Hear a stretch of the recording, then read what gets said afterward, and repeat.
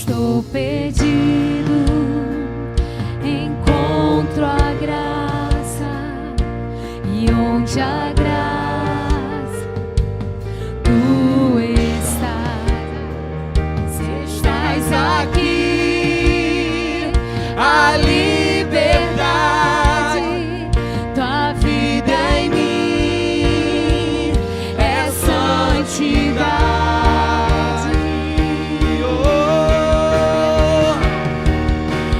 Senhor, de ti preciso, declare isso, aleluia, aleluia. Mais e mais eu preciso, meu defensor, justo e fiel, de ti eu preciso, ó Senhor, ó Senhor, de ti preciso, mais e mais eu preciso, meu defensor, justo e fiel, de ti eu preciso. E quando a tentação surgir, que minha vida cante a ti. Se eu não conseguir mais suportar, teu amor me guardará. E quando a tentação surgir, que minha vida cante a ti. E se eu não conseguir mais suportar, o teu amor me guardará. Ó Senhor, ó Senhor, de ti preciso, mais e mais eu preciso, meu defensor, justo e fiel, de ti eu preciso, ó Senhor, ó Senhor, de ti preciso, mais e mais eu preciso, o meu defensor, justo e fiel, de ti eu preciso.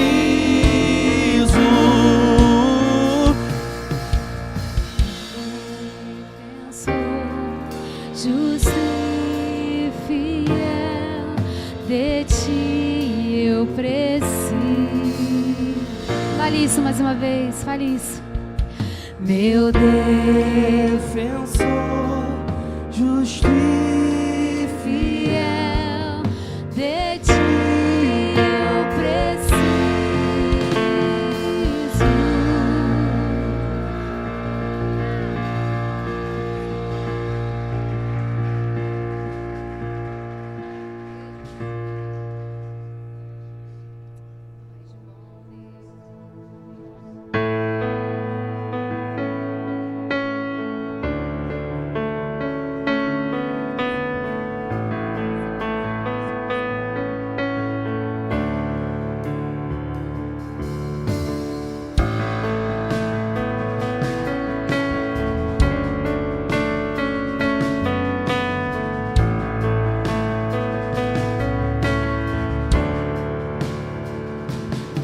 Teu sangue leva-me além, a todas as alturas, onde ouço a tua voz, fala de tua justiça pela minha vida. Jesus, este é o teu sangue.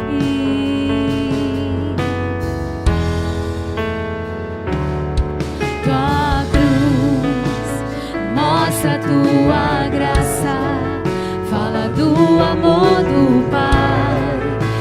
prepara para nós um caminho para Ele, onde posso me achegar somente pelo sangue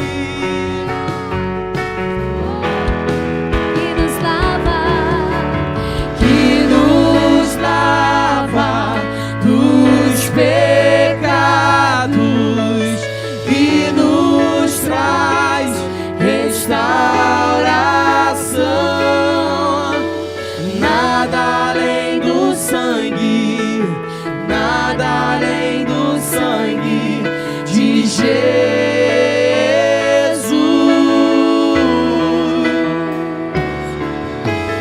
Que nos faz brancos como a neve, aceitos como amigos de Deus.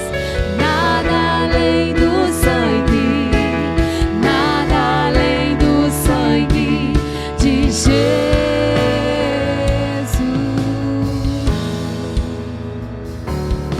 Tua cruz Mostra tua graça, fala do amor do Pai, que prepara para nós um caminho para Ele, onde posso me achegar somente pelo sangue.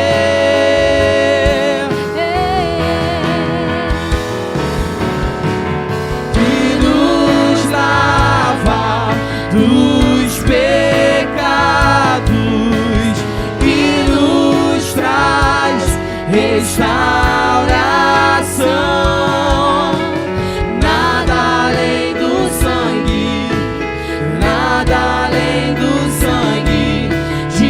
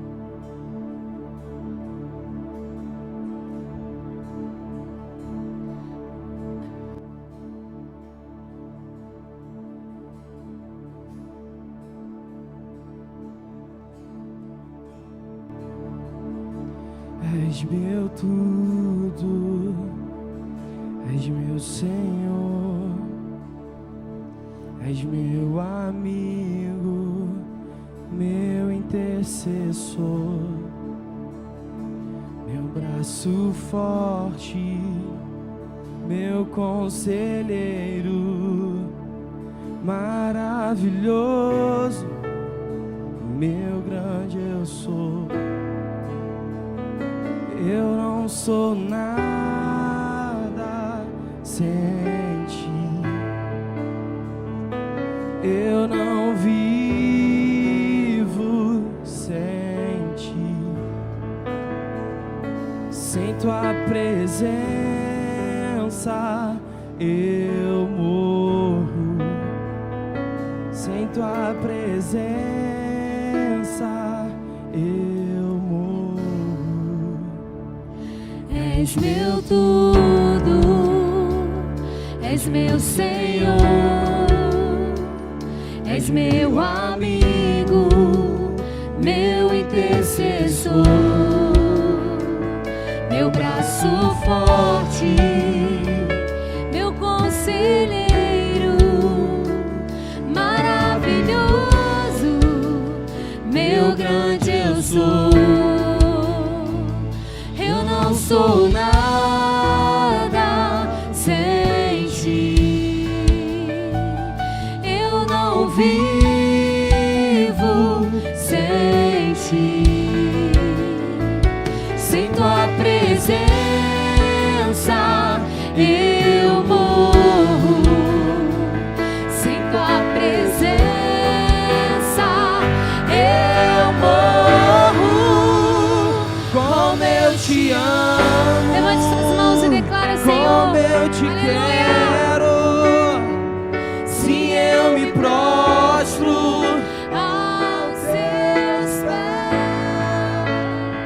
a minha vida, Eu te consagro, tudo que tenho é totalmente teu, tudo que sou é totalmente teu.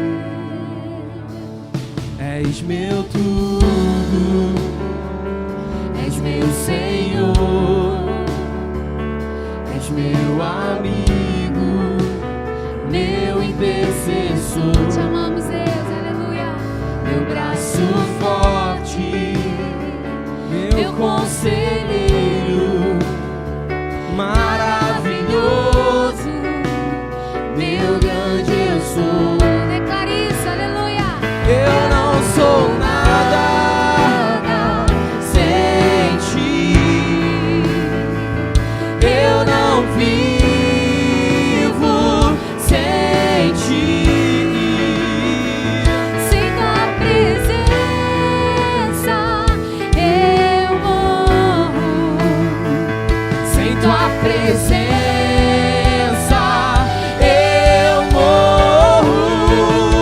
Como eu te amo, como eu te quero, sim, eu me prostro aos seus pés. A minha vida eu te consagro, e tudo que tenho é totalmente teu. Como eu te amo, como eu te quero, sim, eu me prostro aos seus pés.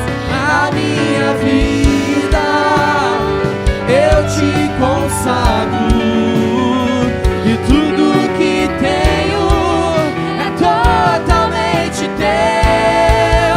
Como eu te amo, como eu te quero, sim, eu me prostro aos seus pés. A minha vida eu te consagro, tudo que tenho é totalmente totalmente teu. Tudo que sou é totalmente teu. Como eu te amo, como eu te quero. Se eu me prostro aos seus pés, a minha vida eu te consagro. Tudo que tenho é totalmente teu. Como eu te amo, sim, Como eu te quero, se eu me prostro aos teus pés, a minha vida eu te consagro. Tudo que tenho é totalmente teu. Tudo que sou é totalmente teu. tudo que tenho. Tudo que tenho é totalmente teu. Tudo que sou é totalmente teu. Aleluia, glória a Deus. Tudo que sou, tudo que tenho é totalmente consagrado ao Senhor. Amém? Glória a Jesus. Glória a Deus. Antes de sentar, cumprimente a pessoa que está do seu lado. Tome assento. Aleluia. Já que estamos cantando que tudo que temos e que somos pertence ao Senhor, então vamos ofertar, né, irmãos? Vamos separar nesta manhã a nossa oferta, o nosso dízimo ao Senhor. Vamos entregar ao Senhor nossa oferta, nossa contribuição, nosso dízimo, e assim estaremos adorando a Jesus e sendo gratos a Ele, e ao mesmo tempo estaremos contribuindo para o sustento da obra de Deus. Então, separe sua oferta, separe seu dízimo.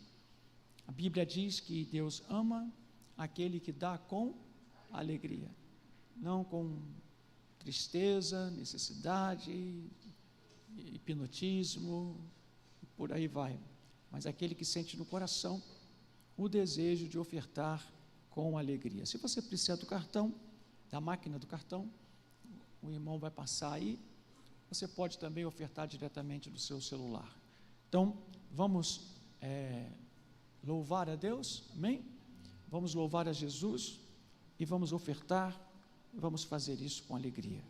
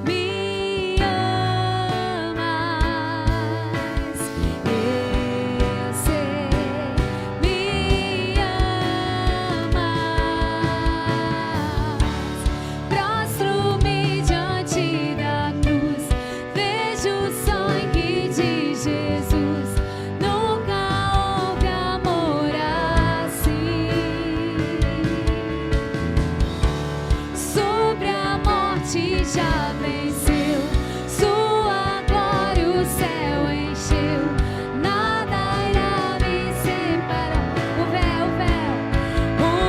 rasgou, o caminho abriu,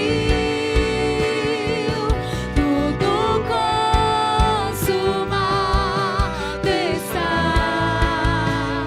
O véu rasgou, o caminho abriu, tudo consumado está. E quando tudo se acabar,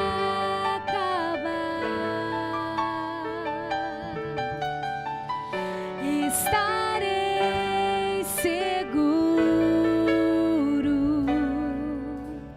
pois cê me amas,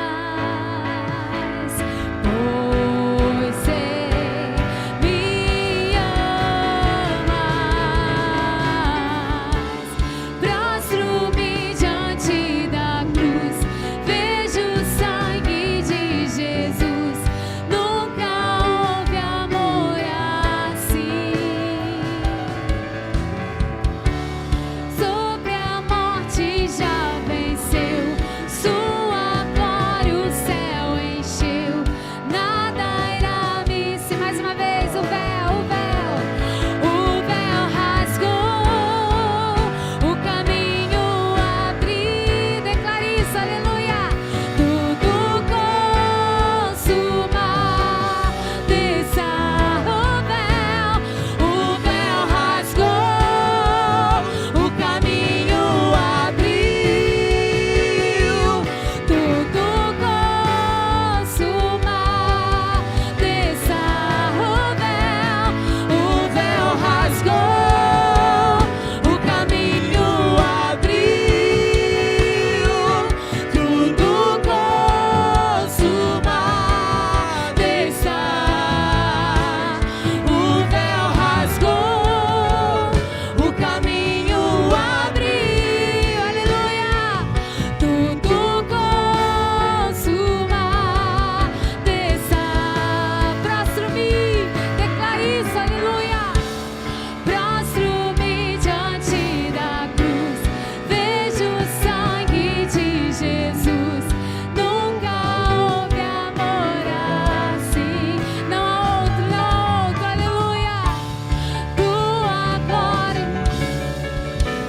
Tua glória o céu encheu, nada irá me separar. Prostro-me diante da cruz, vejo o sangue de Jesus. Nunca houve amor assim. Sobre a morte já venceu, sua glória o céu encheu, nada irá me separar.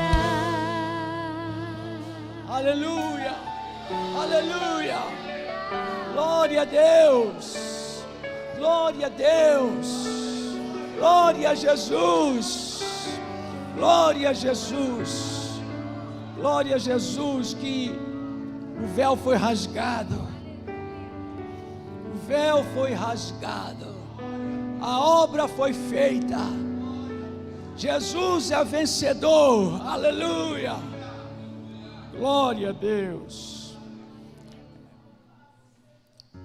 A irmã Vandinha, ela está oferecendo esse culto em ações de graças ao Senhor, pelo seu aniversário.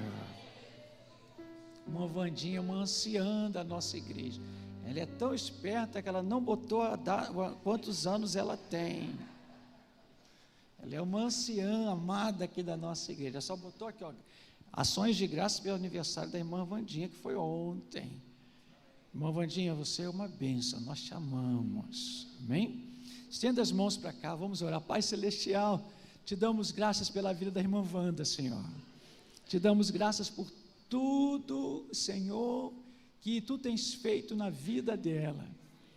Senhor, nós a conhecemos há tanto tempo, e nós vimos toda a sua trajetória, tudo que o Senhor fez na vida dela, tudo que ela passou, Senhor, tudo que ela sofreu, todas as lágrimas que ela derramou, mas ela nunca negou a fé, nunca negou o Teu nome, Senhor. Obrigado, Pai, pela vida desta irmã, desta anciã. Obrigado por mais um ano de vida, e que, ó Deus, Tu continues dando a ela força, saúde, graça. Ó Deus, que a tua bondade, a Tua graça, Teu amor, Teu poder, Tua presença, encham, Senhor, o coração da Tua serva a cada dia, que ela sinta, experimente a cada dia a Tua presença, Senhor, o Teu poder, e que ela vá assim na fé, até seu último dia, aqui nesta terra, Senhor. Ó, nós Te louvamos, nós Te glorificamos, pelo aniversário da Tua serva, Te damos graças, Senhor. Obrigado pelos dízimos e pelas ofertas desta manhã. Obrigado por aqueles que estão ofertando através da internet. Obrigado, Senhor, por aqueles que estão trabalhando em favor da Tua obra, trabalhando para Ti, Senhor. Nós trabalhamos para Ti. Diz a Tua palavra que ao Senhor é que servimos. Então, ó Deus, multiplica na vida de cada um, na fonte de renda, Senhor, aonde cada um extrai seu sustento. Ó Deus, que seja abençoada essa fonte, Senhor, que portas sejam abertas, respostas tão esperadas, ó Deus, por tantos anos, tanto tempo, que este ano, Senhor, venha, chegue essa resposta, essa vitória, essa bênção. Faz justiça na vida do Teu povo. A Bíblia diz que o Senhor fará justiça aos seus escolhidos, que clamam a Ti, a Ele, de dia e de noite. Então o Senhor opera, libera o que está preso, atado, desata agora, desamarra agora, libera as bênçãos do Teu povo, Senhor, libera. Assim nós consagramos e Te rendemos graças por mais essas ofertas, Senhor, e Te pedimos por aqueles que não ofertaram hoje, mas que têm ofertado, que sejam abençoados da mesma maneira, e aqueles, Pai, que querem, ó Deus, e não podem, que o Senhor crie uma situação, para que todos, sem exceção, possamos ofertar, e aquele que ainda resiste, toca, Senhor, para que também experimente a alegria de poder participar da Tua obra, de reconhecer que tudo que temos é totalmente Teu, Senhor, tudo que somos, o que temos pertencem a Ti, Senhor. Assim Te louvamos, Te agradecemos, em nome de Jesus, Teu Santo Filho. Amém, amém. Obrigado, irmã Vanessa. Meus amados irmãos, antes de entrar aqui na palavra que nós separamos para esta manhã,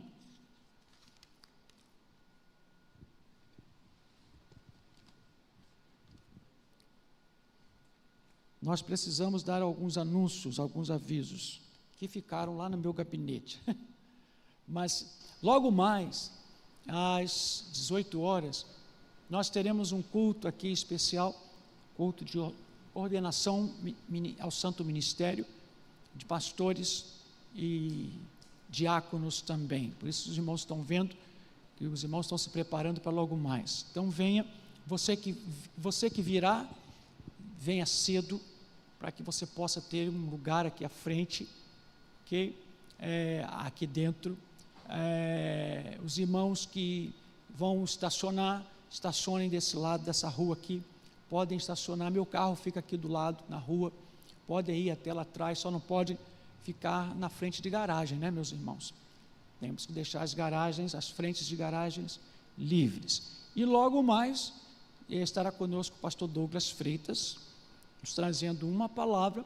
Também estamos levantando recursos para a nossa conferência do mês de fevereiro, 3 e 4 do mês de fevereiro.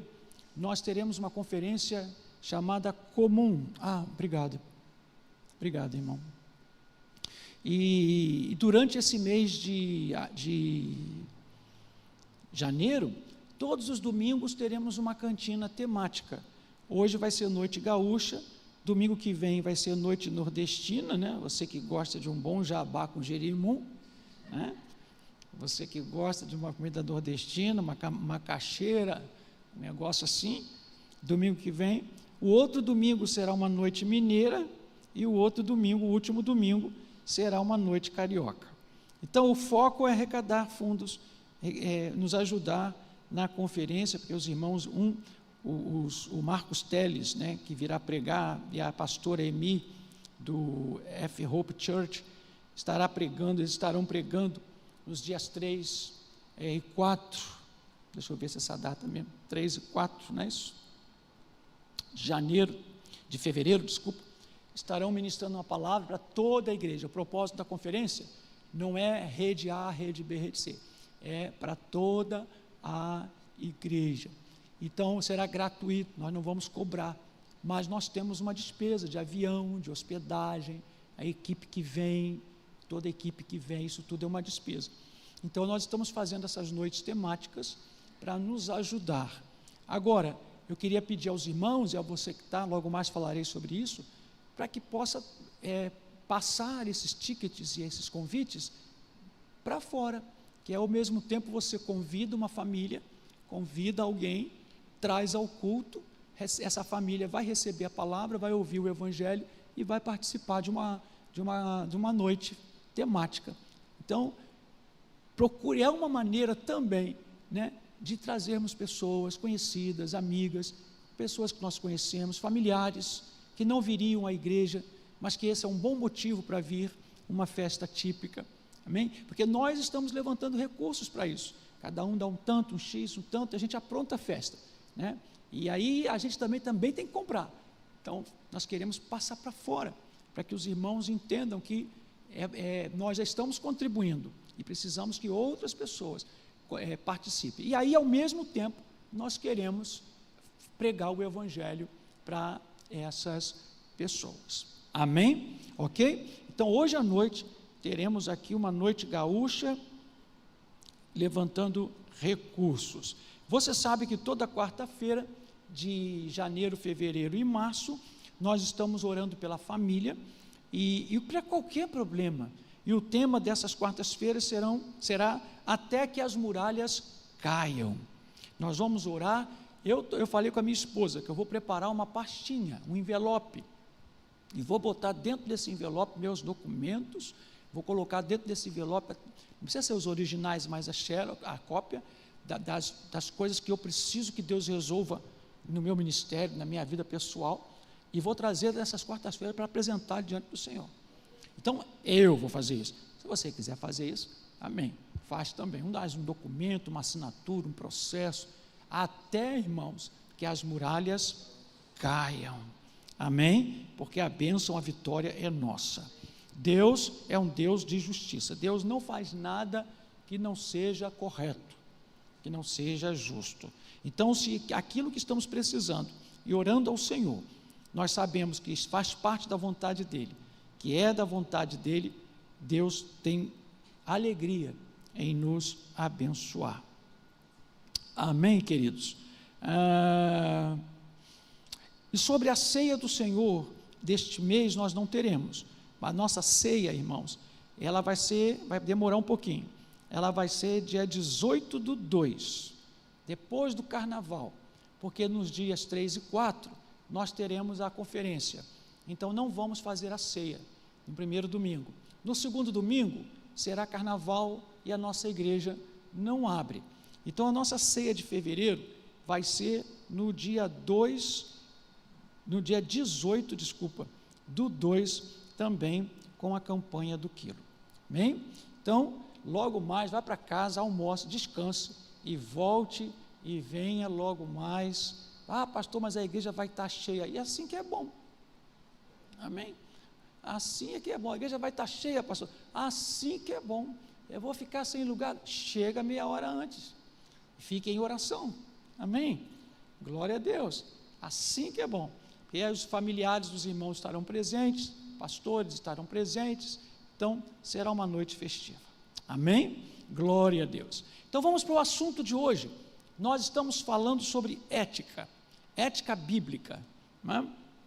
E esses assuntos nós estamos falando desde o ano passado, né? São assuntos que serão rediscutidos, reestudados nos nossos grupos pequenos. E nós falamos que ética é o juízo de valor da conduta humana do ponto de vista do que é certo e do que é errado, dos direitos e dos nossos deveres. E isso é muito delicado falar sobre isso, porque o que é correto num país não é correto em outro, o que é correto numa cultura não é correto em outra. Então, a ética, ela é esse senso de juízo que nós temos do que é certo e do que é errado, mas nós temos que ter como referência a cultura, as leis, e nós, servos de Deus, nossa referência é a palavra de Deus. Porque, por mais que as leis do nosso país, ou a cultura do nosso país for mudando para algo abominável, para algo antibíblico, nós não podemos abraçar isso, em nome da ética e da obediência às leis. Nós só obedecemos e só fazemos, e para nós só é certo aquilo que a palavra de Deus diz que é certo. Amém? Aquilo que nossa régua, nossa métrica, nosso referencial de ética e moral, além de outras coisas, principalmente é a palavra de Deus. Você concorda com isso? Amém? Então nós falamos sobre os benefícios da ética. Com a ética nós aprendemos a nos comportar. A importância da ética, ela mostra o nosso caráter. O que enfraquece a ética é a ausência do conhecimento bíblico ou do conhecimento da cultura e das leis do que é certo e do que é errado. E eu lembro que nós falamos, a última palavra, a diferença entre ética e estética. E isso tem a ver com aparência e essência. E nós vivemos num mundo de aparência, mas não mais de essência. E infelizmente isso tem entrado na vida da igreja, das igrejas. A importância que se dá mais a aparência do que a essência, mais a estética do que o que vai por dentro. E nós sabemos que a obra do Espírito Santo é uma obra que vai por dentro, é uma obra dentro de nós. Então vamos abrir a nossa Bíblia no livro de Colossenses, na carta de São Paulo aos Colossenses, capítulo 2. A carta de São Paulo aos Colossenses, capítulo 2, eu gostaria de ler também aqui, vou separar aqui deixa eu separar aqui, na Bíblia da linguagem de hoje,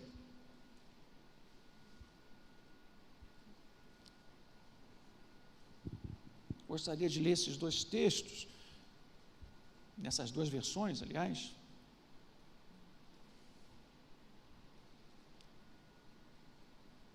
Colossenses capítulo 2, irmãos, versos 20.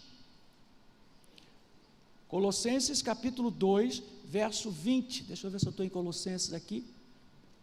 Colossenses, gente, me enrolei todinho aqui. Jesus tem misericórdia do teu servo. Como o pastor Anderson fala comigo, eu sou Dino pastor, Jurássico. Colossenses capítulo 2, sei. Vamos ver a palavra de Deus, diz assim, acharam? Colossenses 2:20, se morrestes com Cristo, olha o que Paulo está dizendo, se morrestes, e o assunto anterior é todo cerimonialismo e coisas do passado, do Velho Testamento, que apontavam para Cristo, para o cumprimento das coisas futuras que seriam cumpridas em Cristo. E aí ele diz: se morrestes com Cristo para os rudimentos do mundo, por que, como se vivesses ainda no mundo, vos sujeitais a ordenanças, tais como: não manuseie isto, não proves aquilo, não toques naquilo outro, segundo os preceitos e doutrinas dos homens, pois que todas essas coisas, esses rudimentos, essas ordenanças, essas coisas, com o uso, elas perecem, elas se destroem, elas não suportam a prova, elas não suportam a veracidade, a realidade. Tais coisas, com efeito, têm aparência de sabedoria, como o culto de si mesmo, a falsa humildade, o rigor ascético.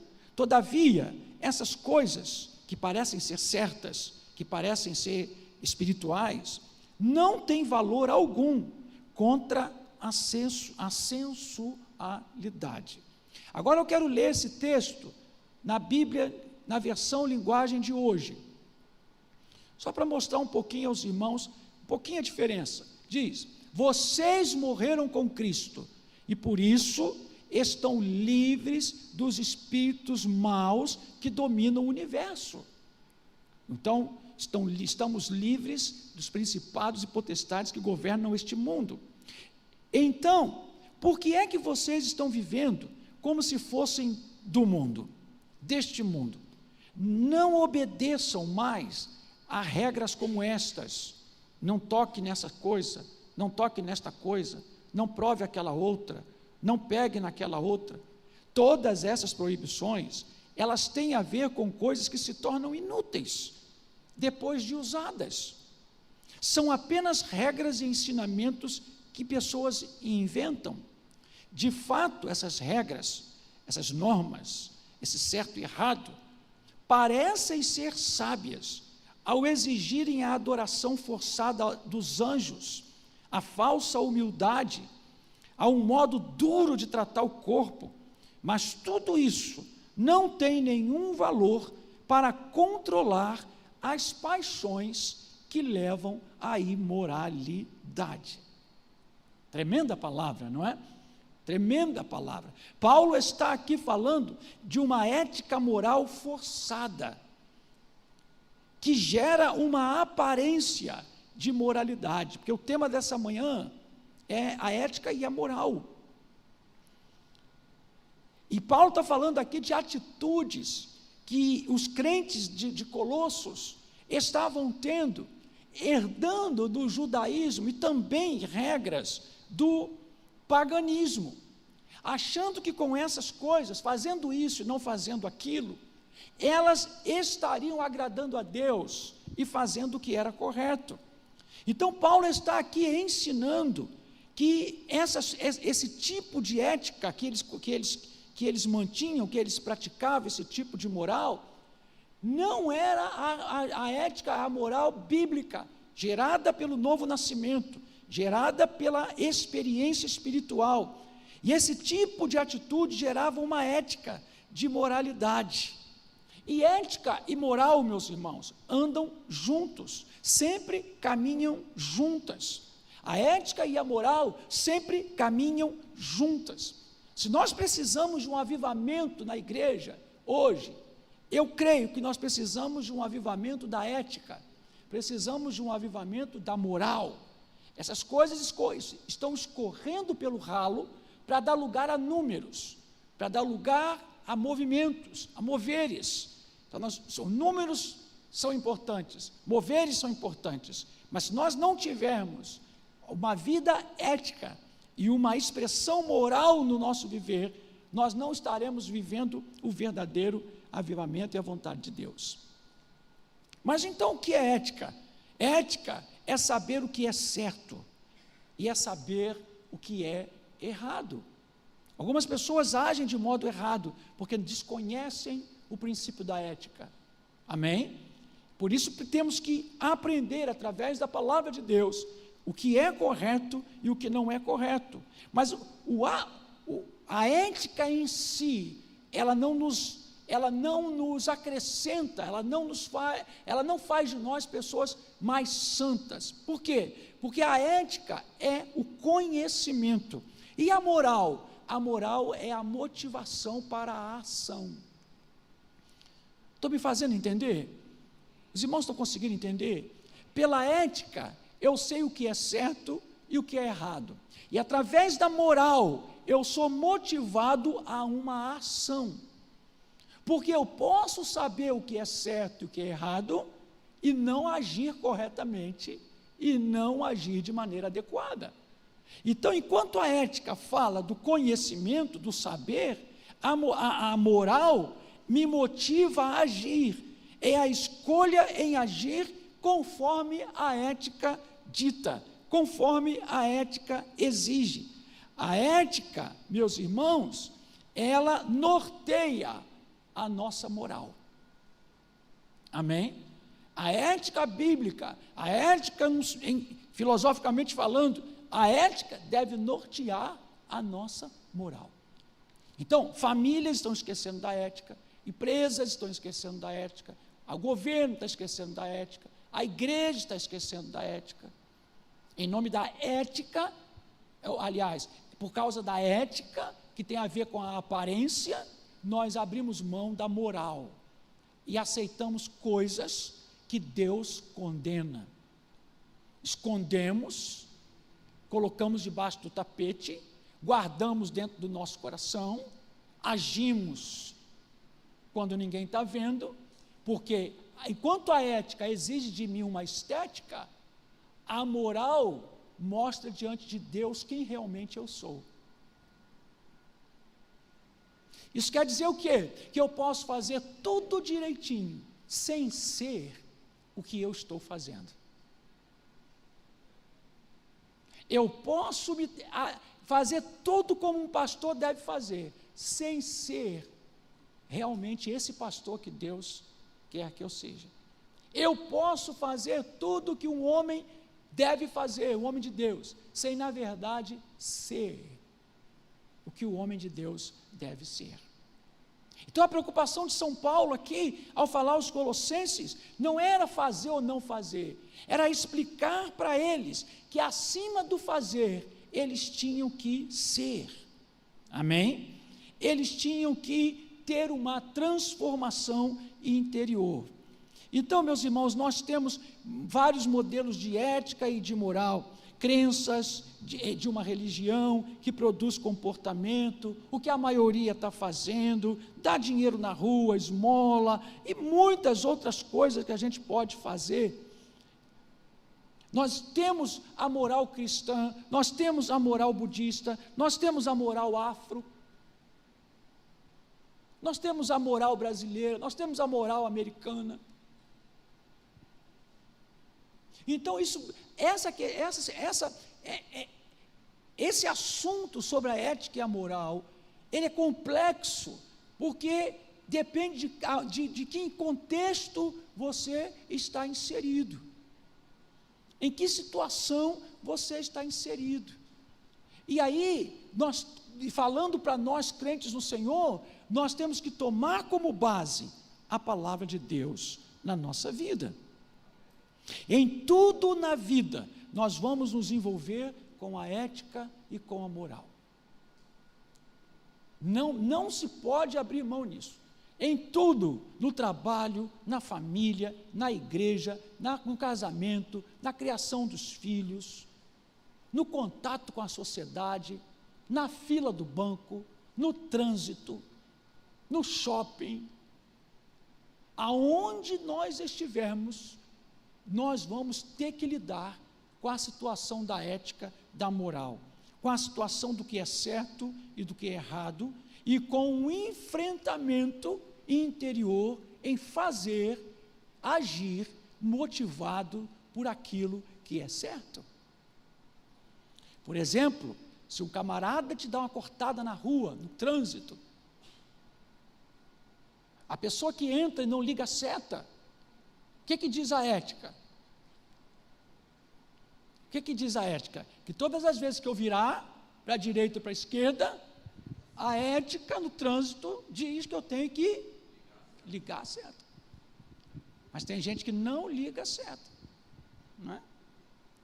O que é que manda a ética? Se alguém te deu uma passagem para você entrar, a ética diz que você deve pelo menos dar uma buzinada, tantã, para agradecer.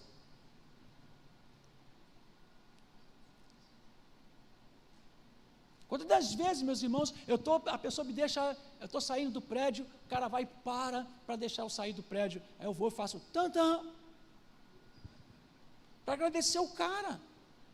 Ou então eu ligo o alerta, dou 3 piscadas assim, para ele entender que eu estou agradecendo a ele. Então, em tudo, ao passar pela portaria, a ética diz que eu devo cumprimentar o porteiro. A ética me ensina essas coisas, mas somente a minha moral vai me motivar a fazer isso. Então, existe a ética no trânsito, existe a ética na medicina, não é verdade? Existe a ética na medicina, na advocacia, no pastorado. Então, se você é ovelha, existe a ética do rebanho, da ovelha. A ovelha não pode falar o que quer, fazer o que quer, agir do que quer, só porque é ovelha. Existe a ética da ovelha, existe a ética da liderança. Então, o que eu quero que os irmãos entendam nessa manhã é que a ética é saber o que é certo e errado, e a moral é o que me faz agir de maneira correta ou de maneira errada, mas que em tudo nós temos que lidar com isso. Então, em Colossenses capítulo 2, verso 20 e 23 a 23, Paulo vai falar aqui, primeiro, que nós estamos mortos com Cristo e não estamos mais presos aos rudimentos do mundo. Paulo está falando de ritos, de ordenanças, tanto do Velho Testamento, como também do paganismo. Rudimento, a palavra rudimento aqui que aparece na minha Bíblia, são as coisas básicas, o ABCD básico de qualquer religião. Segundo, Paulo está falando aqui que eles estavam, ele fala de ascetismo religioso. Primeiro ele está falando de rudimentos, de sim, de não toque, não prove, disso. Depois ele vai falar de ascetismo religioso. O que é ascetismo religioso? É se separar de tudo, é se trancar num convento. Nós evangélicos, nós não temos conventos, porque o nosso convento às vezes está dentro de nós. Eu já vi um pastor dizendo que ele não tem televisão em casa, um pastor pregando, eu não tenho televisão em casa, porque televisão é do diabo, é a imagem da besta que diz que ia falar. Entendeu? Às vezes nós construímos nossos próprios conventos espirituais, e Paulo está dizendo que não adianta se trancar em casa para não errar. Esse ascetismo, essa separação completa do mundo, achando que com isso nós vamos ser mais santos ou menos santos. Vamos ter mais moral ou menos moral, vamos agir com mais ética ou menos ética. Em nenhum lugar da Bíblia, nós vamos encontrar esse tipo de separação geográfica, local. Nós não somos separados geograficamente, nós não somos separados por paredes, nós não somos separados, irmãos, por lugares, nós somos separados aqui dentro. Nós somos separados no mundo espiritual. É no mundo espiritual que nós somos separados deste mundo, das coisas desta vida. Nós vivemos como todo mundo vive, mas Satanás sabe quem foi lavado pelo sangue de Jesus e quem não foi, quem nasceu de novo e quem não nasceu. Então existe uma separação religiosa. Existe uma separação que serve para alimentar a carne, ou satisfazer a carne, Paulo vai dizer isso, mas que não tem valor espiritual.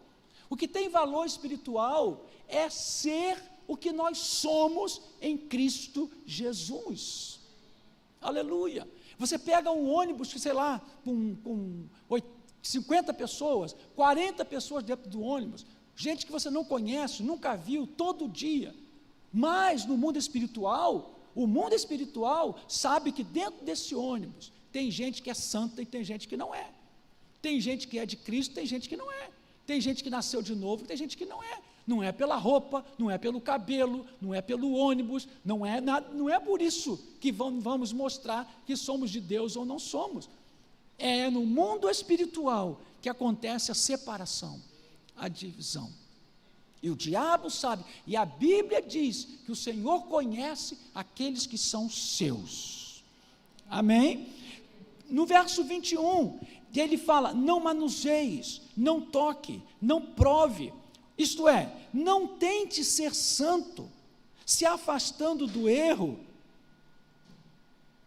sem ter sido morto na cruz do Calvário.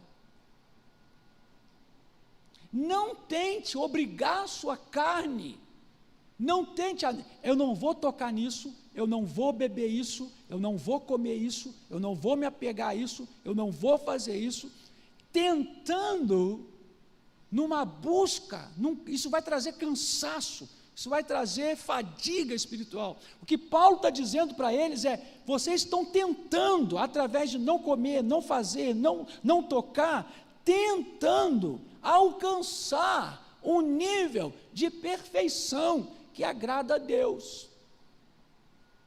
E Paulo está dizendo: isso não adianta se você não tiver morrido com Cristo. Então ele começa dizendo: se vocês já morreram com Cristo, vocês não precisam mais ficar tentando mostrar isso. E, gente, o crente não se esforça, o crente vive. O crente que nasceu de novo, ele não se esforça para ser, ele simplesmente é. Ele flui. Você não precisa esforçar, fazer seu cachorro esforçar para ele latir, não precisa. Ele vai latir. Agora, manda ele miar. Você vai ter que gastar muito tempo para treinar seu cachorro para miar e vice-versa. Então, às vezes, nós usamos expressões, claro que nós usamos expressões, claro que a Bíblia diz: sede santo porque eu sou santo, claro que existe a separação, mas essa separação flui de uma transformação interior, não de uma tentativa de ser, mas flui porque já somos. E é isso que Paulo está falando aos Colossenses: se vocês já morreram com Cristo, por que vocês estão então guardando rudimentos do mundo? Por que vocês estão tentando então, se sujeitando a essas ordenanças? Não faz isso, não faz aquilo, não manuseie isso, não proves aquilo, não toques aquilo outro. Segundo preceitos, ordenanças, doutrinas, coisas de homem, coisas de religião, coisas às vezes de cultura, da cabeça de alguém, que pelo uso dessas coisas, elas mesmas se desvanecem, elas não têm poder de nos aproximar de Deus, elas não têm poder de transformar a nossa vida. E Paulo vai dizer que essas coisas não têm poder nenhum contra a sensualidade. O que é a sensualidade? Não é essa sensualidade que você está pensando, essa sensualidade sexual. A palavra sensualidade aqui significa não tem poder de satisfazer a carne, as coisas da carne. A única coisa que trata a carne é a cruz. É a cruz. A única coisa que trata a nossa carne não é se esconder dentro do quarto, não é ir monte todo dia, não é ralar o joelho, não é jejuar até emagrecer e morrer, não é nada disso. A única coisa que trata a nossa carne é a cruz. Na cruz nós morremos com Cristo, amém? E se estamos mortos, meus irmãos, estamos mortos para os rudimentos deste mundo, estamos mortos para nós mesmos, estamos mortos para aquilo que desagrada a Deus, amém? Quantos estão entendendo? Então, se não estamos mortos em Cristo Jesus, se não temos sido passados pela morte através de Cristo Jesus, a vontade de tocar, o desejo ardente de manusear, de pegar, vai continuar dentro do nosso coração. E nós temos o conflito, eu vou falar já daqui a pouco sobre isso, né? Nós não fazemos isso porque fomos transformados, nós não tocamos no abominável porque fomos transformados, nós não tocamos no abominável porque nós queremos ser transformados, nós não manuseamos o que é pecaminoso, né? O que fazíamos porque queremos agradar a Deus, né? Mas porque queremos, irmãos, atingir a um nível que nós ainda não atingimos. Na verdade, o que Paulo está dizendo é que nós, com essas coisas, nós não estamos querendo agradar a Deus, nós estamos querendo agradar a nós mesmos. E isso vai gerar uma sequência de problemas, como falsa humildade, falsa santidade, a alimentação do ego, e de medição, comparação. Quando eu e você agimos, fazendo isso, não fazendo aquilo, sendo isso, pensando assim, não pensando assim, quando a gente faz isso, sem ter morrido com Cristo, sem ter nascido de novo, sem ter sido transformado, isso traz para nós vaidade, isso traz para nós orgulho, isso traz para nós comparação. Isso meus irmãos, o que a religião e a carne exigem, e não o que Cristo trouxe para nós. Quantos estão entendendo? Eu sei que esse é um assunto mais profundo, mas é importante a gente entender isso, que se entender aquilo que Jesus falou, é necessário nascer de novo. Se você não nascer de novo, ter uma mulher só será uma tortura. Pela ética e pela moral de hoje, você é bobo, cara. Você tem uma mulher só? Você é bobo. Pela ética, pela moral de hoje, ter uma mulher só, casar virgem, pagar as contas, pagar imposto, todas essas coisas, é coisa de bobão, gente boba, ultrapassada, pela moral de hoje, pela ética de hoje. Então nós só conseguimos viver dessa maneira se nascermos de novo, se formos transformados pelo poder do Espírito Santo.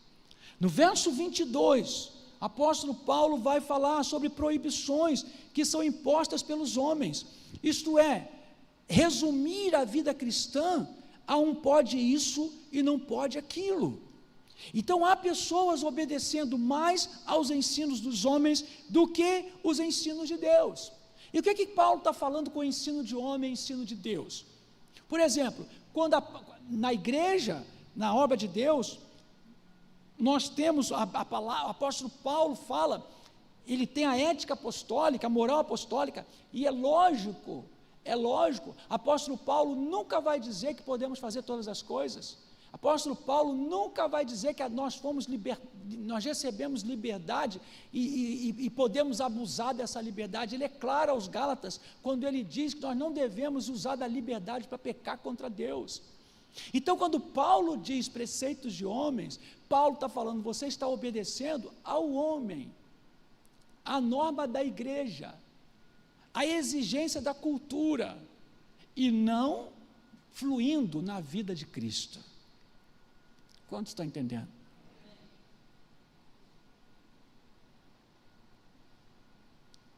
Então hoje nós estamos muito mais preocupados com o julgamento que vão fazer de nós, do que o que realmente nós somos em Cristo Jesus.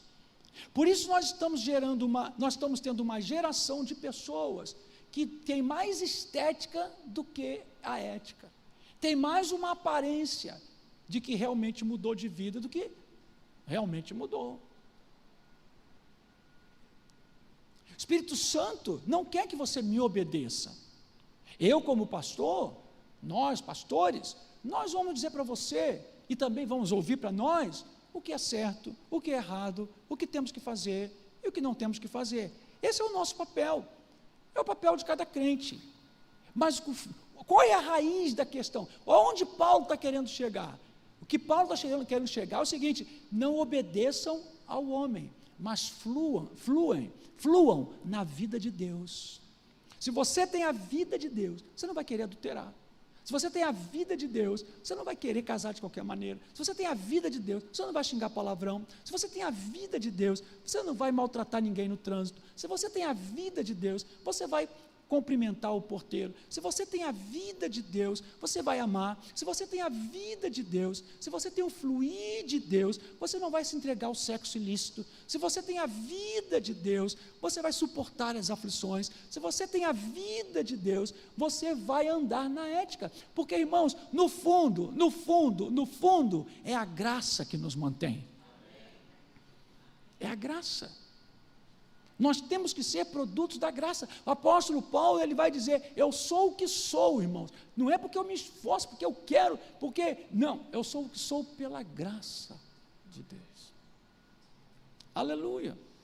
Então há pessoas obedecendo mais aos homens do que vivendo a vida de Deus em si. Paulo diz que essas coisas desaparecem, ou seja, elas se gastam, elas não têm valores eternos. Tem uma hora que a gente não aguenta, tem uma hora que a gente não suporta, tem uma hora que a coisa vai aparecer, tem uma hora que a carne vai falar mais alto, tem uma hora que o verdadeiro Paulo César Coelho Pereira vai aparecer.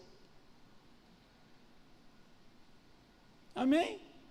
O Atmani, se você já leu o livro dele chamado Não Ameis o Mundo, se você já leu esse livro, eu te aconselho a ler. Não Ameis o Mundo. É um livro velho, antigo, mas deve ter sido reeditado, ou você vai encontrar na internet. Foi um livro que mudou minha vida, mudou meu pensamento a respeito do mundo. O mundo, gente, não está lá fora, o mundo está dentro da nossa casa. O mundo está dentro da nossa igreja. O mundo não é carnaval, não é boate, não é inferninho, não, o mundo é um espírito. O mundo é um espírito. E ninguém segura o espírito, ninguém para, ninguém bloqueia. Às vezes nós não frequentamos um carnaval, não frequentamos um baile, não frequentamos uma festa junina, não fazemos isso, não fazemos aquilo outro, mas o mundo está dentro de nós e dentro da nossa casa. Então, estudar acerca do mundo, você vai ver que mundo é muito mais que essas coisas aparentes que a gente vê por aí, que são pecaminosas ou não. O mundo é um sistema, o mundo é uma força, o mundo é um espírito. Então não adianta se trancar em casa e quebrar a televisão, não adianta se trancar no mosteiro, o mundo vai estar lá.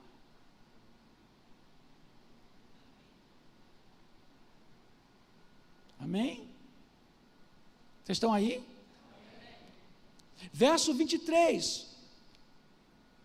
Tais coisas com efeito têm aparência de sabedoria, como o culto de si mesmo. Olha só, falsa humildade, rigor ascético. Não, eu sou santo, eu sou separado, rigor ascético, eu estou trancado, eu só olho na janelinha assim, ó. Você sabe por que apareceram os mosteiros? Alguém aqui sabe, porque já estudou a história da igreja, sabe por que os mosteiros foram fundados? Os mosteiros foram fundados por causa da pecaminosidade da igreja. Havia tanto pecado na igreja, tanta abominação na igreja, que aqueles monges, aqueles padres, que não queriam participar daquela sujeirada política, aquelas abominações de vender indulgência, de pecado, imoralidade que havia na igreja, eles então começaram a fazer mosteiros e se separarem ali, botavam uma janelinha para olhar a pessoa, o padeiro ou alguém que tinha que tratar do lado de fora, mas não saíam dali para nada, porque para eles, na mentalidade deles, a igreja daquela época se tornou mundana. Então esses padres e freiras, eles queriam se separar, e por isso eles fundavam mosteiros. Nós hoje, às vezes fazemos bolhas, nós não temos mais mosteiros, nós temos bolhas, as bolhas que oram nos montes, as bolhas que usam roupão rosa, as bolhas que fazem isso, que fazem aquilo. As bolhas, nós temos hoje bolhas, achando que essas bolhas nos protegem do espírito do mundo, quando na verdade o Senhor nos colocou no mundo, nos enviou ao mundo, e por todo o mundo. Vocês são o sal da terra, vocês são a luz do mundo. Em nenhum lugar da Bíblia, a Bíblia manda a gente se esconder do mundo, a Bíblia manda a gente estar no mundo e não ser do mundo, e a única maneira que existe de estar no mundo e não ser do mundo é por meio da cruz. A cruz faz separação entre os céus e o inferno, entre a luz e as trevas, entre o mundo e o reino de Deus. Então Paulo aqui está dizendo que essas práticas do que é certo, tentando fazer o que é certo pela carne, pela motivação egoísta, pela motivação equivocada, gera uma aparência de sabedoria, o culto de si mesmo. Gente, preste atenção no que Paulo está falando. Paulo está dizendo que tem pessoas que cultuam a si mesmas. Elas cultuam a si mesmas. Você já ouviu assim, vem para cá, que para cá você vai ser curado. Isso é o culto de si mesmo. Eu já vi pastor falar, se você encontrar uma igreja que faz os mesmos milagres que aqui faz, eu fecho aqui e vou para lá. Isso é o quê? O culto de si mesmo. Quando você diz, você pode, irmão, você não pode, irmão, eu posso, você não pode, porque você está usando barba, porque você está com um problema, porque isso é culto de si mesmo. Quando você começa a falar para o outro que você é espiritual e que o outro não é espiritual, ainda que o outro mesmo não seja, isso é culto de si mesmo. Então nós convivemos com essa realidade de pessoas que se acham mais espirituais que outras, porque elas oram mais, porque elas cantam mais, porque elas jejuam mais, porque elas buscam mais, porque elas fazem um monte de coisa a mais. O problema não é que elas estão fazendo isso é bom, isso é certo, isso é correto. O problema é a motivação moral.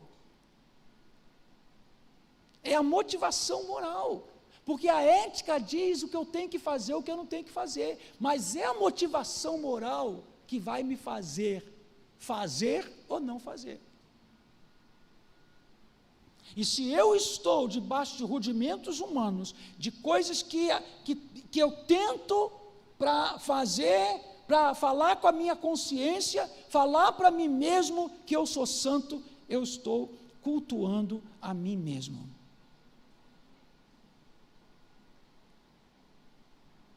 Isso é profundo, não é?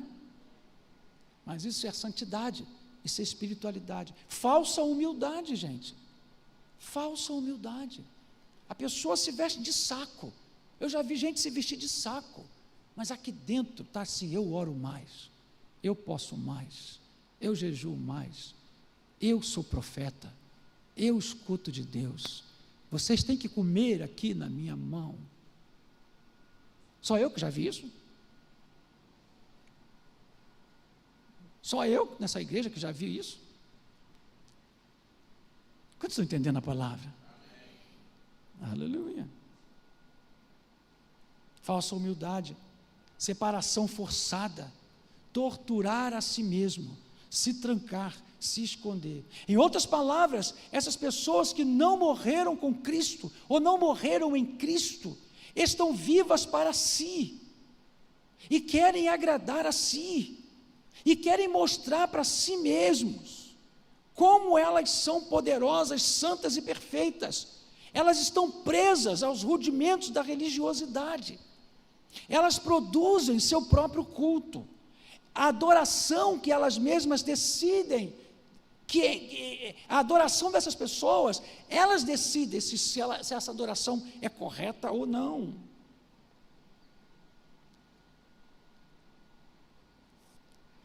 A adoração que elas mesmas decidem o que é certo, o que é errado.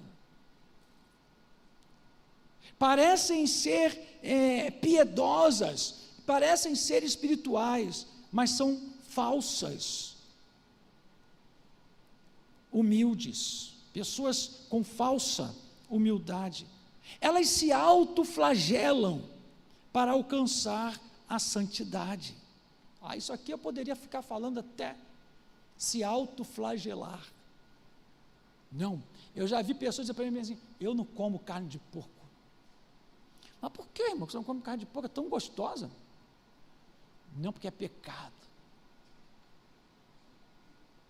Não come. Eu não bebo isso, eu não bebo aquilo. Mas por quê, irmão? Não, porque é pecado.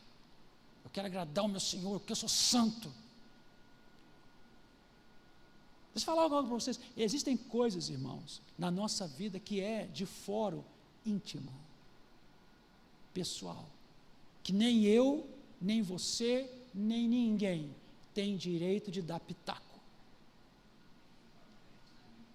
Para mim seria muito mais fácil chegar para vocês aqui e dar uma lista de 100 coisas que o crente não deve fazer. Não deve, não. Para mim seria muito melhor fazer uma lista de 100 coisas que nós não podemos fazer porque somos crentes evangélicos. Isso para mim seria muito mais fácil. Eu conduziria a igreja nas rédeas do meu entendimento teológico e doutrinário.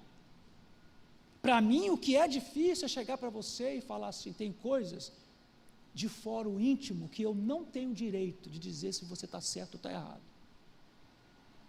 Para mim, isso é mais difícil, porque eu corro o risco de alguém me entender errado e sair por aí fazendo qualquer coisa, dizendo que o pastor disse que eu tenho liberdade para fazer o que eu quiser fazer.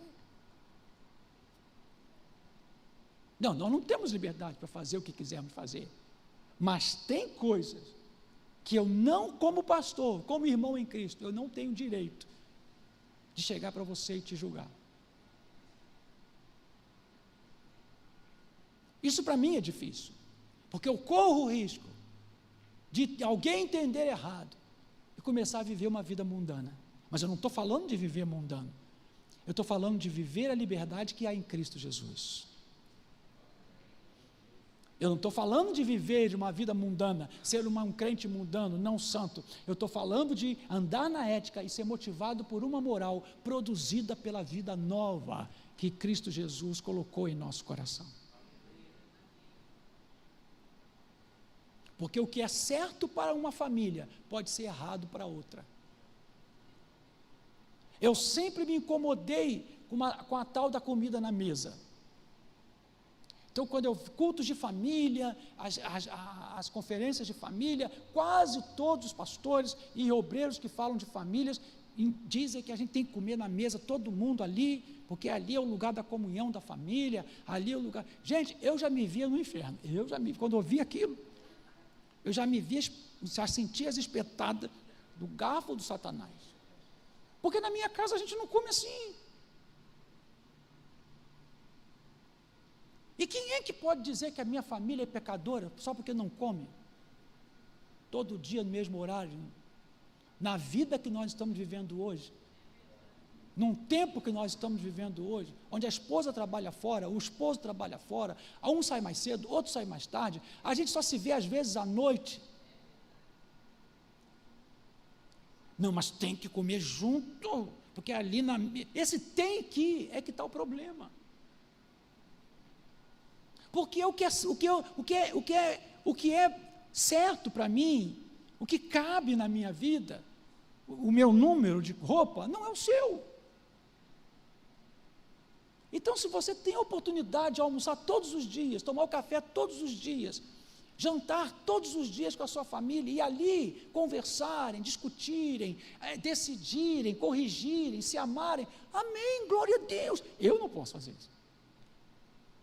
Eu não posso, gente, eu almoço 3 horas da tarde, 4 horas da tarde, meu almoço já é quase janta. Entendeu? Em casa, os 3 saem para trabalhar. Na sua também deve ser assim. Então, o que a gente faz? A gente procura domingo, almoçar todo mundo junto. Domingo, sai da igreja, passa na padaria, porque domingo o crente come frango de padaria. Domingo, não tem outro jeito, né? Frango da padaria. Amém? E ali, agora na ceia agora do ano novo, né? Eu fiquei sozinho com eles, na ceia do novo não, do ano novo não, do Natal, minha esposa deve estar vendo lá. A gente, minha mãe foi lá para casa, eu disse, eu tinha um domingo para sair, para viajar, né?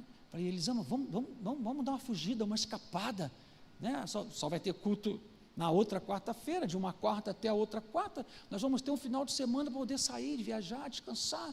Aí minha irmã liga, Paulo, estou cansada, cuidar de mamãe. Coitadinha, ela cuida da minha mãe está fraquinha, magrinha, né? Posso mandar a mamãe para ir? Eu disse, o que eu podia dizer? Pode, né? Pode. Então a mamãe passou a semana do Natal lá em casa, mas a outra para dar um descanso a minha irmã. Aí a Maria Clara foi para a casa do namorado, do noivo, da Margarete. Ficou eu, Elisama e a coroa. A coroa. Aí minha mãe dorme 6 horas da tarde, gente. 7 horas da tarde. Aí Elisama deu jantar a ela, ficou só eu e Elisama. Um para casa do outro. Eu para casa do outro. E aí, se a gente bobear, começa a falar de igreja. A gente passa o Natal assim, a igreja, porque tem que pagar, porque o irmão, porque tem que visitar o irmão, tem que telefonar para o irmão, porque não sei o quê, porque. Aí o que a gente fez? Vamos jantar. Não estamos. No ano novo, quando nós saímos daqui, eu não esperei nem botar a mesa, já fui na cozinha, peguei o prato, peguei a comida, tinha que comer, botei, ele estava morrendo de fome, irmãos. Eu estava com a fome, estava desde 6, 9 horas da noite aqui, só tinha tomado um golinho de café, que mesa, que ceia, que nada, para lá, dar meu prato, eu vou para o sofá e vou comer. Então, entende o que às vezes cabe para você, não cabe para mim? Entende que para você, para uns, tem que pregar de terno e gravata, porque senão a unção não desce. Mas para outros não, eu posso pregar assim, que a minha unção vai descer do meu jeito. Então, lidar com essa questão de pode e não pode, gente, é preciso estar no Espírito, é preciso passar pela cruz, senão a gente começa a ser legalista, começa a forçar uma santidade que não é de Deus, não é fruto da ação do Espírito Santo e da palavra, é fruto dos meus preceitos, dos meus conceitos, do que eu acho que é certo e é errado. Não estou de maneira nenhuma, eu estou defendendo a libertinagem, eu estou dizendo que a gente tem que viver, essa igreja aqui é santa, busca a santidade, prega a santidade, andar na presença de Deus, mas o que Paulo está nos dizendo aqui, irmãos, é que nós precisamos agir de maneira que a nossa vida flua da cruz, da morte de cruz, para um viver em santidade real. Então Paulo termina seu pensamento, no verso 23, dizendo algo forte, nada disso tem valor contra a sensualidade. Então aqueles irmãos que estão lutando contra a carne, estão lutando para querer agradar a Deus, essas coisas não têm valor contra a sensualidade, contra a carne, contra o combate da carne e os seus desejos. A única coisa que combate a carne e os desejos é a morte. É a morte. Paulo vai deixar isso muito claro em Gálatas 2:1, 2:19 e 20. Ele vai dizer isso. Então, qual é a atitude correta do crente? Qual é a nossa atitude diante desse assunto de moral, de ética e moral? Está no capítulo 3, verso 1 a 4. Vamos ler aí? Capítulo 3, verso 1 a 4. Qual é a nossa atitude? Portanto, se fostes, se não foi, se não está morto com Cristo, vai tentar, vai passar até alguns anos, e até se gloriando de que conseguiu, mas vai chegar a hora que o verdadeiro eu carnal vai sair para fora. Então, tem que morrer. Se morreste, ele, no verso 21, no verso 20 ele diz, se morrestes com Cristo. Agora no capítulo 3, ele diz, portanto, se fostes ressuscitados com Cristo, há um se aqui. Há um se causal aqui. Se fostes ressuscitados com Cristo, juntamente com Cristo, buscai as coisas lá do alto, onde Cristo vive assentado à direita de Deus, pensai nas coisas lá do alto, não nas que são daqui da terra, Aí olha o verso 3, porque morrestes. Amém, gente? Então, se nós morremos e se ressuscitamos com Cristo, nossa vida agora é dirigida pelo alto, pelas coisas do alto. Não é preciso sim, que alguém me ensine as coisas do alto. Mas eu já tenho vida para que essas coisas ensinadas fluam através da minha vida. Aí ele vai, e ele continua. O ponto de vista ético está do verso 1 ao verso 4. Esse é o ponto de vista ético. Portanto, se fostes ressuscitados juntamente com Cristo, buscai as coisas lá do alto, onde Cristo vive assentado à direita de Deus. Pensai nas coisas lá do alto, não nas que são aqui da terra, porque morrestes, e a vossa vida está oculta juntamente com Cristo em Deus. Quando Cristo, que é a nossa vida, gente, qual é a nossa vida? A que eu faço o que eu quero? A que eu sou dono do meu nariz? A que eu sou assim, não mudo? Não. Olha o que Paulo diz, olha o resumo apostólico da vida cristã. Cristo é a nossa vida. Quando Cristo, que é a nossa vida, aleluia, já não sou eu mais tentando, é Cristo vivendo em mim. Já não sou eu mais tentando rudimentos, a separação, ascetismo, que geram orgulho, vaidade, culto de si mesmo, falsa adoração. Quando Cristo, que é a minha vida, se manifestar, então nós também nos manifestaremos com Ele em glória. Aí isso é a parte ética. Agora ele vai para a parte moral, porque ética e moral andam juntos. Fazei, pois, morrer a vossa natureza terrena. Agora qual é a motivação? Lembram que moral eu falei que é a motivação para fazer, para ser. A ética diz o que é certo e o que é errado, e a moral me motiva a ser, me motiva a fazer. Fazei, pois, morrer a vossa natureza terrena: prostituição, impureza, paixão lasciva, desejo maligno e a avareza, que é a idolatria. Por estas coisas é que vem a ira de Deus sobre os filhos da desobediência. Ora, nessas mesmas coisas andastes vós antigamente, em outro tempo, quando vivíeis nelas. Agora que vocês passaram pela cruz, que Cristo vive em vocês, que vocês ressuscitaram em Cristo, que Jesus é a vida de vocês, agora lançai fora a ira, a indignação, a maldade, a maledicência, a linguagem obscena do vosso falar. Eu não vou falar, eu não falo palavrão porque eu sou crente. Não, eu não falo palavrão porque Cristo vive em mim, Ele não fala palavrão. Você está entendendo a diferença de religiosidade e vida em Cristo?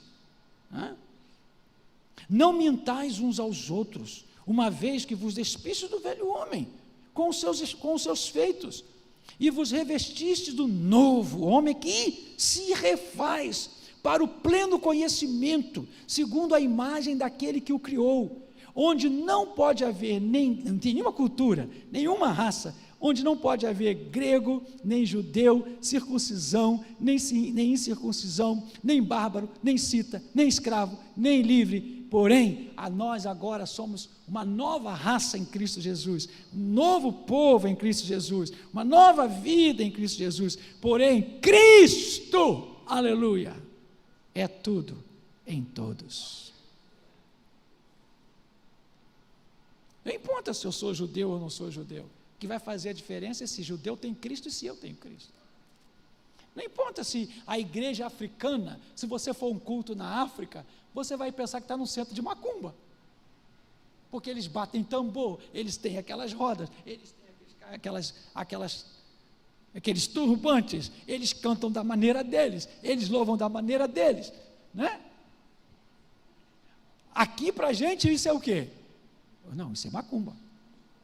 Para eles lá é o quê? Culto. O que é que nos une?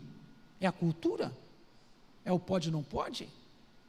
é Cristo, é a cruz, é o sangue, é o Espírito Santo. Aleluia, glória a Deus, glória a Deus.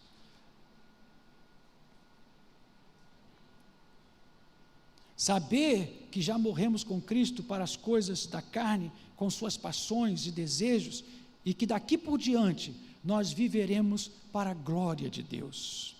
Não mais por medo de punição, não mais por uma falsa aparência, não para ser santo ou espiritual mais do que o outro, mas por causa da vida de Cristo, por causa da presença do Espírito Santo, do amor que foi derramado em nosso coração, pela presença do Espírito Santo, daquele que se deu a si mesmo por nós.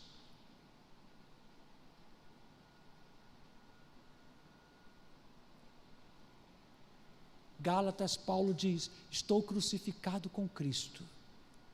Cruz. Vivo não mais eu. Irmãos, isso é tão profundo, gente. Vivo. Estou vivendo. Estou aqui. Tomo banho. Caso. Trabalho. Vivo. Eu está morto. Cristo vive em mim.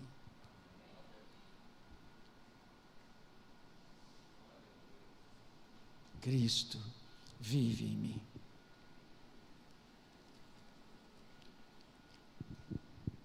Estou terminando já, tá? Pode deixar.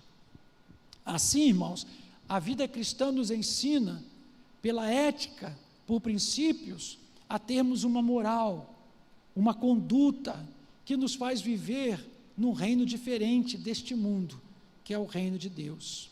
E isso certamente vai produzir na nossa vida alguns dilemas. O primeiro dilema é: eu quero fazer, mas eu não posso. Apóstolo Paulo vai dizer isso em 1 Coríntios 6, 12. 1 Coríntios 6, 12. Paulo vai falar sobre isso. Então, você vai encontrar 3 dilemas nessa questão da ética e da moral. Primeiro dilema é: eu quero fazer, mas não posso. 1 Coríntios 6, 12. Todas as coisas me são lícitas, mas nem todas convêm. Todas as coisas me são lícitas, mas eu não me deixarei dominar por nenhuma delas.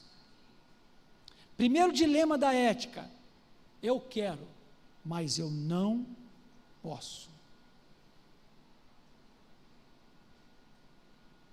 Porque a nova vida que está em mim não permite. O verdadeiro crente não se deixa levar nem por regrinhas, mas pela consciência cristã bíblica, que o faz refletir e perguntar a si mesmo à luz da Bíblia: posso?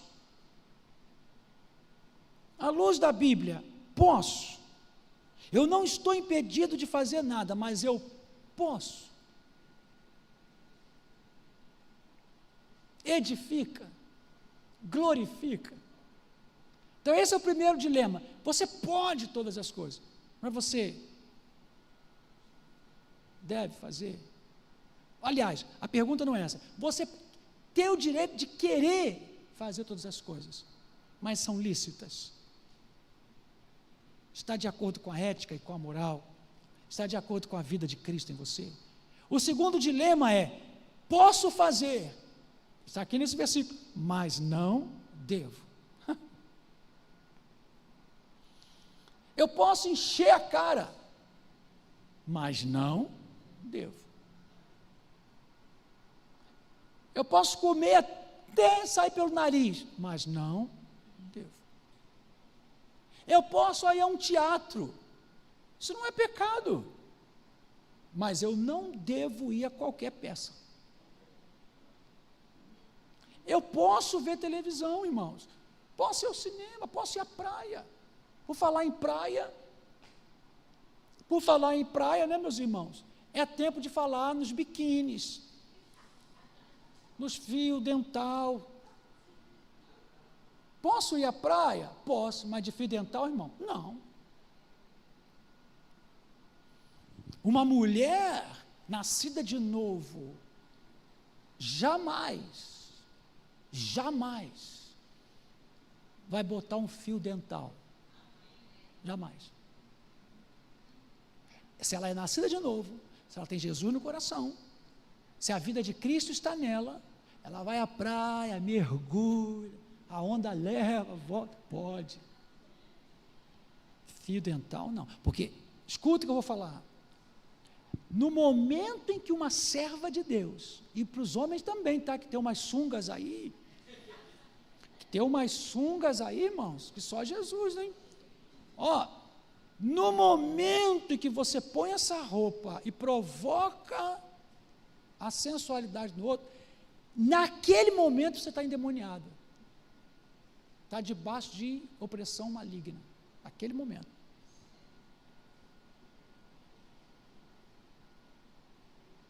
Aí depois tu vem para a igreja, bota uma roupinha aqui, uma sainha,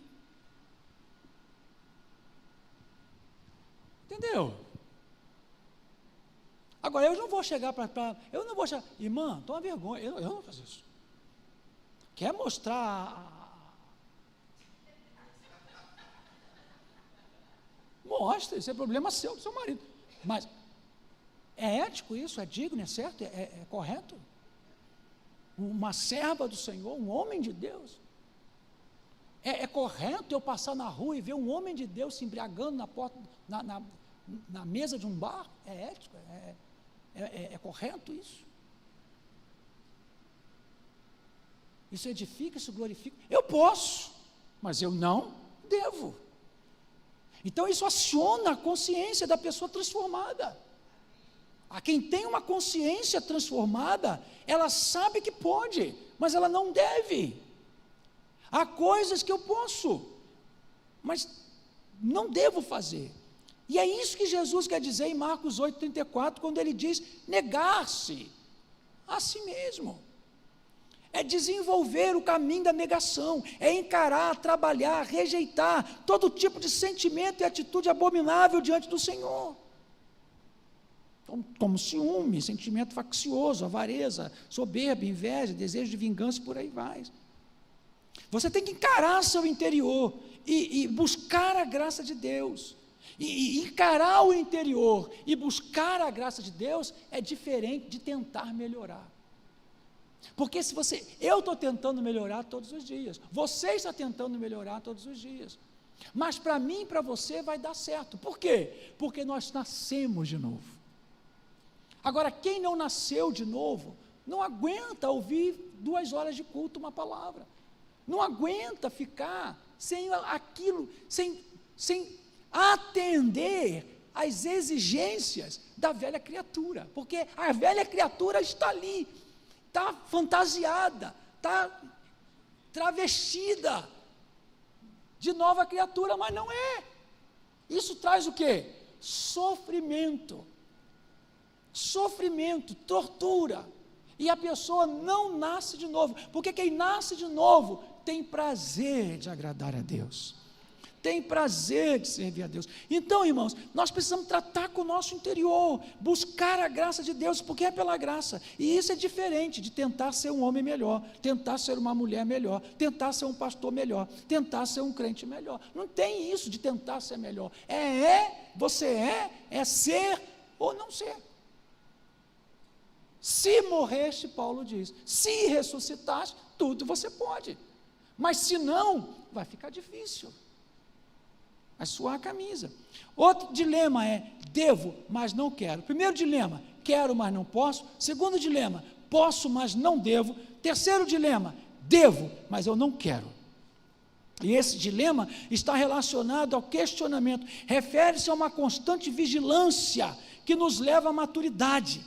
Seguir a Jesus requer viver a boa maneira de viver de Cristo. Aleluia! Vou repetir, seguir a Jesus requer seguir a boa maneira de viver de Cristo. Ser seu imitador, seguir após Ele. Então, Efésios 5, 1 e 2 diz que devemos imitar a Deus porque somos seus filhos, andamos em seu amor, não andar em vingança, não andar em tentativa, não andar lustrando a carne, mas andar na nova vida. Filipenses 2,5 diz ter o mesmo interior de Cristo, o mesmo coração, quando Paulo diz que nós devemos ter o mesmo sentimento, o mesmo interior, o mesmo coração de Cristo. Então, irmãos, seguir a ética e a moral de Jesus vai exigir passar por aflições. E isso por amor ao Senhor. 2 Coríntios 1,5, Paulo fala sobre isso. 1 de Pedro 4, 12, 13, Pedro fala sobre isso, sobre passar por aflições, botar a carne no lugar, porque ela está morta, porque a Bíblia diz, se já morreste com Cristo, fazei pois morrer. Então, teoricamente estou morto com Cristo, mas na prática, essa mortificação, ela acontece todos os dias. Amém? E eu quero encerrar essa palavra com um texto que eu achei muito interessante, que eu li, de uma escritora chamada Cristiane Silva. Preste atenção, eu copiei aqui, eu fiz um copia e cola aqui, e vou ler para vocês. O nome dessa escritora é Cristiane Silva. E ela diz assim, olha só o que ela diz: tem muita coisa que você quer, mas não pode, muita coisa que você deve, mas não quer. Acredite que você só encontrará a paz de espírito quando aquilo que você quer é aquilo que você pode e é também aquilo que você deve.